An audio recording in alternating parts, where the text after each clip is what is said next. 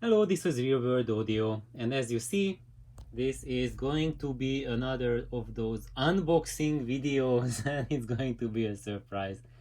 However, my aide Kintaro is nowhere to be seen. You see any Kintaros here or Machiko?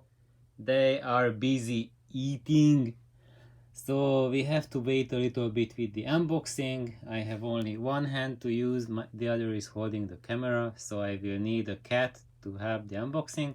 So until then, let's just go on the comments. Alan posted a really good comment, and he is bringing to my attention that Richie from GR Research, he just released a video on his deadening material, the No-Rez. So he uses No-Rez to dampen cabinet resonances. And that in that video, he says that some speaker designers you purposely designed the side panels to resonate. He disagrees with that point, saying that sound coming from the box is not part of the original recording. I assume you disagree, but I don't understand what the logic would be. So actually, I would like to address Alan's comment and then Richie's video. So we could call probably the title of this video GR Research versus Real World Audio. Who is right? I think I'm going to give this title to this video. And actually, what I think of Richie is that what he is doing. Maybe let's just have a look at him. YouTube GR Research. And then, hey, here it is. There's why No-Rez rules. So here is Richie's video that Alan mentioned. And basically what Danny is doing on his he has an audio channel and he posts and he shows what he is doing to commercial speakers, how is he sprucing them up to sound much better than the stock. And guess what? What he is doing to those speakers, I would do very similar things actually as what Danny is doing. And when we see those speakers, I would also recommend about the cabinet bracing and deadening resonances that yes, you definitively need to make sure that they don't resonate. So for example, I'm showing you my speakers like the Mirage 760s. So these cabinets were designed just like any other regular commercial speaker, which means that their materials were not made with tone wood. The cabinet is made from MDF. That this would be a complete tragedy and catastrophe to let them resonate freely, and yes, adding No-Rez to them would definitively improve the sound. And so that's what Danny is talking about, that when you have a commercial loudspeaker, then I would say about 99.9% of commercial loudspeakers were made in a way that if you add No-Rez to them, it will step up the sound in a big way. So there we are in total agreement with Danny. And so why am I saying to let your cabinets be alive and resonate? I'm saying that only and explicitly only in those cases when you have built the cabinet on purpose to resonate with the music, to be live. And you cannot just change a normal cabinet that's made to be dead into live, because if you keep the cabinet material, you keep the same poor quality MDF and you just let it resonate, it will really give a nasty aftertaste to the sound. However, when you have designed your cabinet to be playing live, that is a very different scenario, because in this case what I did to achieve that, internally I have a very strong frame made from mahogany, and the baffles are attached to that mahogany frame. So basically I have a reference on the inside. I have a solid frame that prevents 3D warping. So you see the panels, they are the front, side, top, all of them, none of them are touching each other. So basically all of these panels are freely floating, and they are, all of them are allowed to resonate separately. And because all of them are strung to the frame, and they are strung to an extremely strong frame, they are not allowed to warp in 3D, so they have controlled resonance pattern. So a live cabinet only works when the resonances are controlled, and then it becomes just like a music instrument.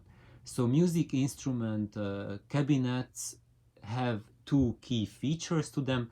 One of them, resonances have to be controlled by the structure of the build, and that was one. And the number two is that the wood that you make your cabinet from has to be of tonewood, or wood which has favorable resonance characteristics. And tonewood means two things, those resonant characteristics. One of them is that when you rap on it, then the resonance should decay fast. And the number two thing, that it should transmit resonances at a wide bandwidth. So the difference between this cabinet and the live cabinet, and a properly built live cabinet, and the dead cabinet, is that the dead cabinet has a single strong resonance peak which jumps out from the rest of the spectrum. And that peak is actually something that's going to intrude on the music, and when you add the No-Rez to it, then you cut that intruding peak down. And when you have a properly controlled live resonator surface, then it's going to not just add like a single peak, but it's going to add a whole wide region of sound. So here I purposefully built my cabinet so the panels act the same way as a soundboard behaves with a piano. And with a piano, you notice that the soundboard amplifies a very wide bandwidth of frequencies. And when you build your cabinet live, then you use that property of the wood, so that it will play along at a wide bandwidth. And why is that good? Why is that bad? So Danny is saying that that's a very, very bad thing, because that is not part of the recording, and he just wants to hear what's on the recording. And I can completely agree with that. There are two different philosophies of loudspeaker cabinet making. One of them is to keep your cabinet as dead as possible, so you can hear 100% what the microphone picked up. And what you will hear will represent what people call the mic feed. It's something that that is most faithful to what the microphone picked up.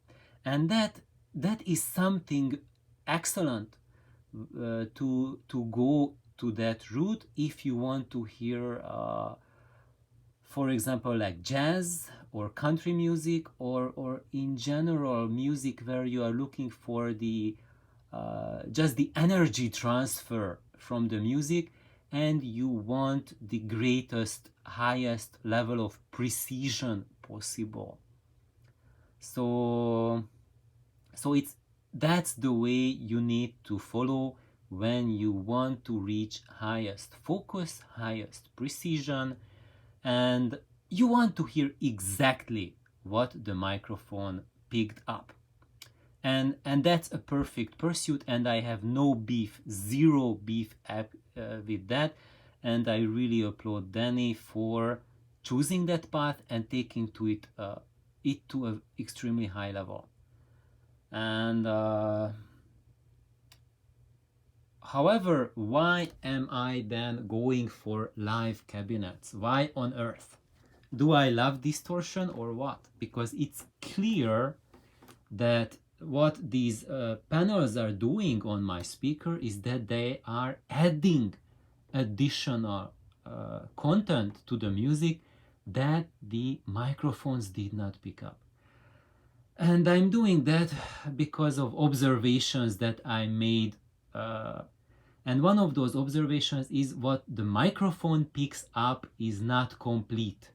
It misses certain things. And when you listen to jazz and percussive music, then there's really not that much missing that would make the experience bothersome. So in that case, if that's your primary purpose to listen to music where it's the tempo and energy content and you want focus, then that cabinet is your best pursuit. However, my focus is actually I want to listen to all kinds of music, but what I want the most is classical music. Instruments which have a wooden body, such as a violin or piano, guitar, cello, double bass, and also not just European classical instruments, but Indian classical instruments, such as the sitar, surbahar, which is the bass sitar, sharod, and the tabla, which is the Indian drums.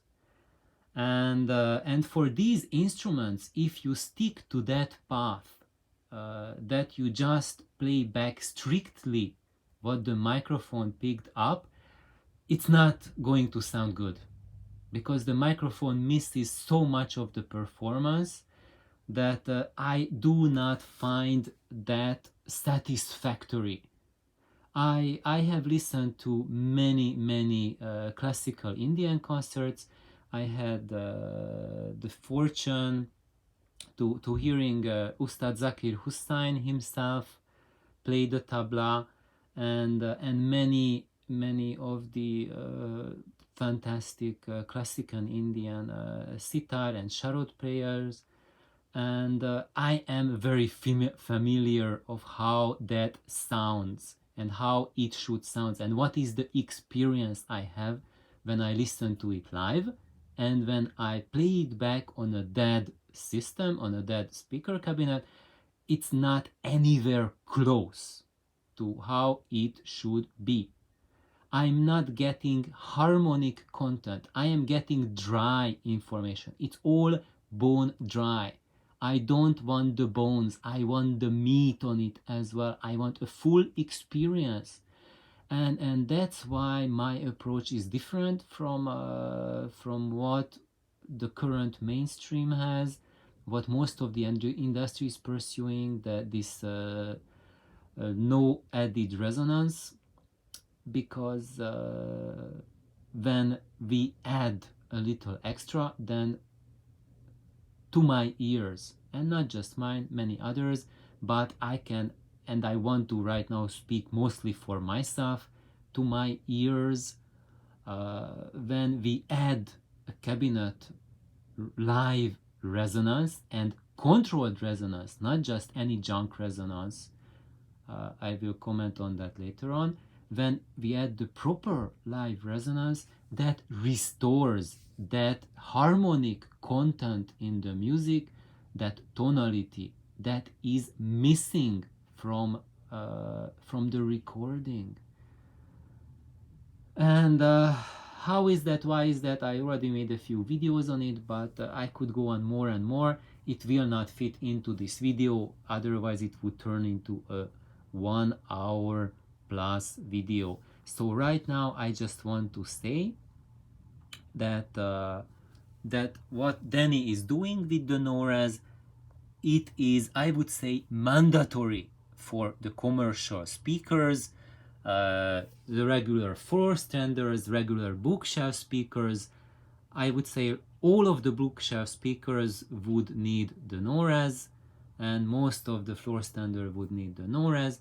If you have loudspeakers like the Oscillias I talked about, then the No-Rez would be very harmful with them, because they are designed and properly designed to be live cabinets.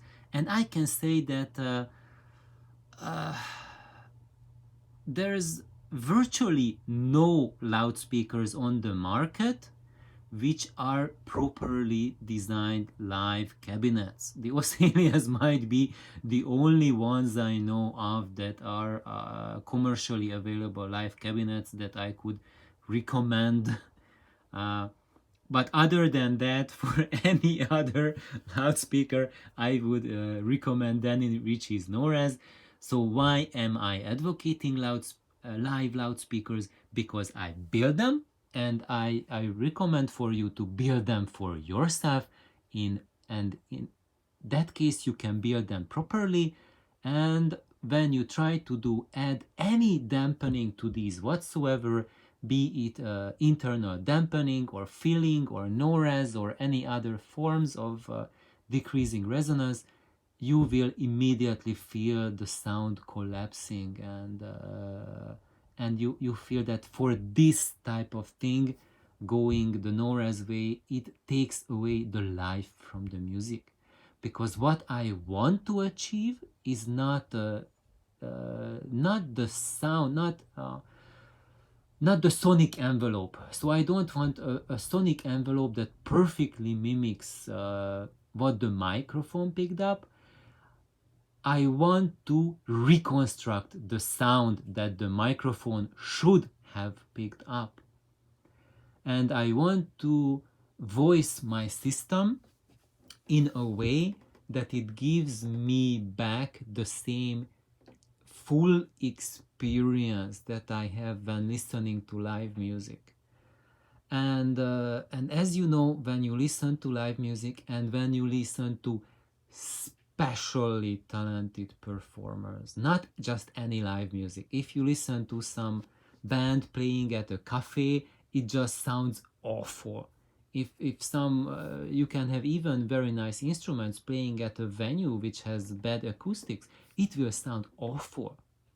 I'm talking about real performances when the venue is of performance level and the performers are truly performing, and they are not just putting on a show to make a few dollars per hour, but they are putting their heart and soul into it.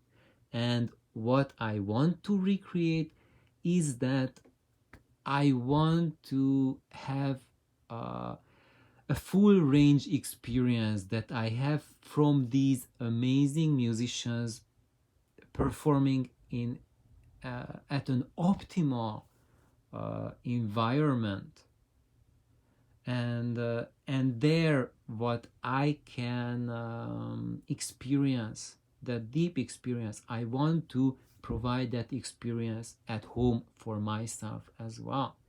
And people usually say that at home it never gets as good as live. I would say it can get even better, much better. And that's because when you go to a venue, then you are out of your element. Maybe you came after work, you have to go there, you have to fight traffic, your mind is in a monkey wheel, just flying all over the place. You have the audience next to you, people are coughing. Did that guy have just infected me with COVID or whatever? So you are annoyed, like the kid is chewing his gum behind you, someone farted next to you. It just totally takes you away from a deep experience. So at most live concerts, we all stay in the surface listening to the music.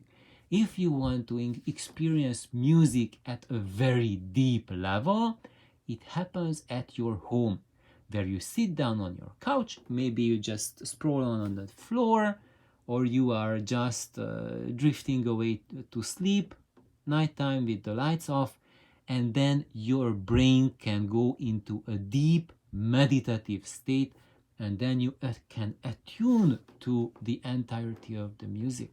And I want to build my system to allow to recreate that full experience, to give me all that the musician was giving at the concert.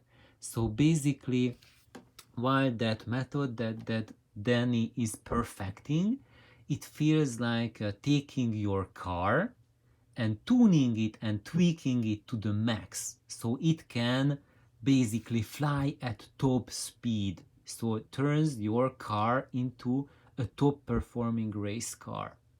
And what I'm doing is something different. I'm building a time machine. This is a time capsule. So when I listen to them, I do not feel the speed at all. I do not get the impression that I'm racing or that I'm getting an exceptional performance. But what I notice is that I'm not on planet Earth anymore. The music has taken me to somewhere beyond my daily existence.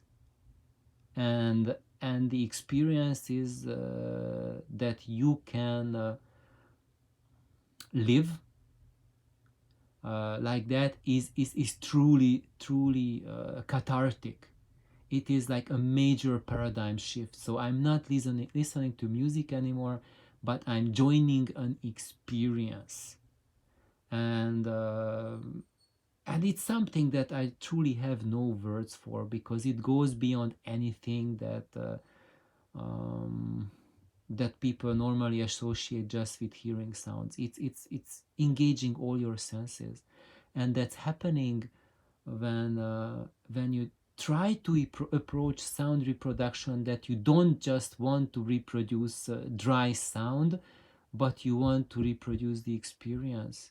And as stereo system is imperfect, we have to get around those imperfections somehow. And I like to think that I found a way to get around those imperfections, and maybe I think too much of it.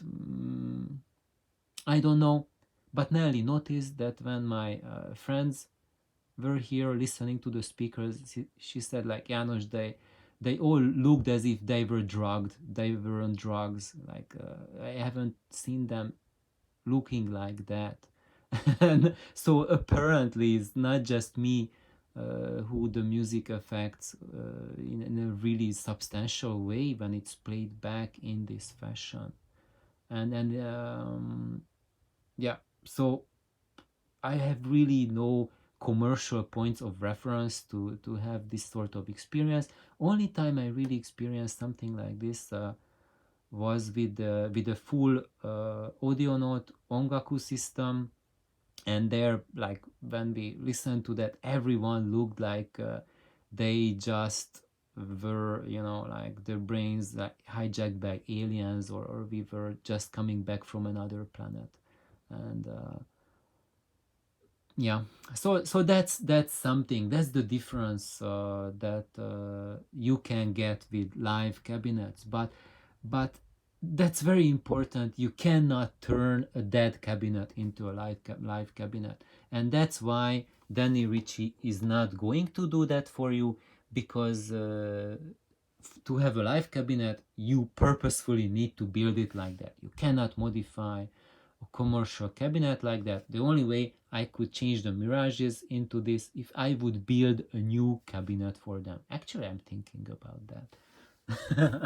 So anyway, kudos for Richie. He's doing a tremendously good job with his speaker mods. I really highly recommend his channel to watch, and really look out for his advices, because they are all good and all sound. And I really recommend for everyone to try out No-Rez on your loudspeakers, because there's a 99.99% chance that you have loudspeakers that can rely on No-Rez. So thank you, Alan, for this wonderful question, and everyone have a fantastic day. Bye bye.